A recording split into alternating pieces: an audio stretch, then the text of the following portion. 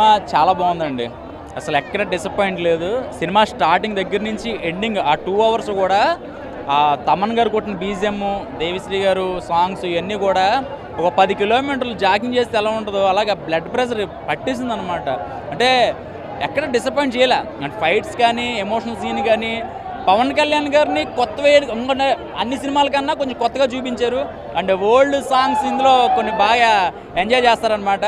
So ఒకటేంటంటే అంటే ప్రతిదీ పొలిటికల్ లేదు, ఎవరో పొలిటికల్గా తీసుకోవడానికి లేదు. కానీ ఇచ్చినమ్మ వాయనం పుచ్చుకున్నమ్మ వాయనం మనకు సామెత ఉంది కదా, ఎవరికి ఇవ్వాలో వాళ్ళకి ఇచ్చేసారనమాట. సో సినిమా చాలా గ్లామర్గా కనిపించారు.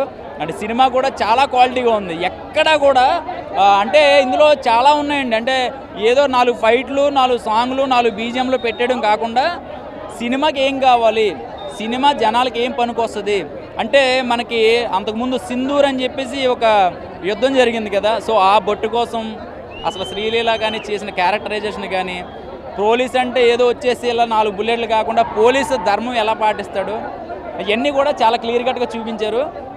సో ఒకటేంటంటే ఎక్కడా రాజీ పడలా. ప్రొడ్యూసరు నిజంగా ఆయన చేతులకు దండం పెట్టాలి. శంకర్ గారు అయితే మాత్రం ఎంతమంది రూమర్స్ వచ్చినా, ఆయన ఎంతమంది డిసప్పాయింట్ చేసినా కూడా చాలా నిలబడ్డాడు. ఈరోజు ఆ సక్సెస్ 2 అవర్స్ ఎక్కడ అలా నిలబడిపోయింది సినిమా అసలు. సో థియేటర్లో బాగు చేస్తున్నారు, కొత్త సీట్లు వేశారు, కొత్త ఫ్రేమ్ వేశారు అనమాట. అది అదిరిపోతుంది. బీజిఎం అసలు మామూలుగా లేదు. అసలు ఏమండి తమన్ గారు బీజిఎం కొట్టాడంటే మాత్రం ఒక చూసుకోక్కర్లేదు. ఎందుకంటే ఆయన ఏం కావాలో ఆయనకి ఇచ్చేస్తాడు. 2 కోటలు పెట్టుకుంటాడు మ్యాన్సన్ హౌస్, పెట్టుకుని వాయించేస్తూ ఉంటాడు. ఏం వాయించాడో కూడా అర్థం కాదనమాట. సో జనాలకు కూడా అదే కావాలి. ఏదో వచ్చింది కదా, ఏదో వెళ్ళిందని కాకుండా చార్మినార్ హరిహర వీరమల్లు చాలామంది ట్రోల్ చేశారు చార్మినార్ దగ్గర. ఈ సీన్లో చార్మినార్ చూస్తే అదే ఇచ్చినమ్మ వాయనం పుచ్చుకుంటున్నమ్మ వాయనం అన్నారు కదా, ఎవరికి ఇవ్వాలో వాళ్ళకి ఇచ్చేసారనమాట. సో ఓవరాల్గా సినిమా చాలా చక్కగా ఉంది. ఏదో ఈ ఒక్కసారే చూసాం కదా, ఏదో ఆ ఊపులో ఉన్నామని కాకుండా ఫ్యామిలీ ఆడియన్స్కి చాలా బాగా కనెక్ట్ అవుతుంది. అసలు శ్రీలీల క్యారెక్టర్ అయితే చాలామంది లేడీస్కి బాగా కనెక్ట్ అయిపోతుంది. సో అక్కడైతే మాత్రం బాగా నచ్చింది నాకైతే. సో ఓవరాల్గా సినిమా చాలా చక్కగా ఉంది. అంటే సూపర్ హిట్ల బంపర్ హిట్లు అనేది పక్కన పెడితే కనుక ఎవరు కూడా డిసప్పాయింట్ అవ్వరు సినిమాకి. సినిమా చూసినంతసేపు కూడా చాలా బ్రహ్మాండంగా ఉందన్నమాట.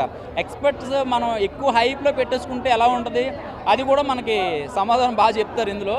సో కొన్ని డైలాగ్ వర్షన్ ఎవరు రాశారో తెలియదు కానీ డైలాగులు అయితే మాత్రం చాలా బ్రహ్మాండంగా ఉన్నాయి. సో వాళ్ళకి నిజంగా చెప్పాలంటే వాళ్ళకి కొత్త లైఫ్ వచ్చినట్టే ఈ సినిమాతో.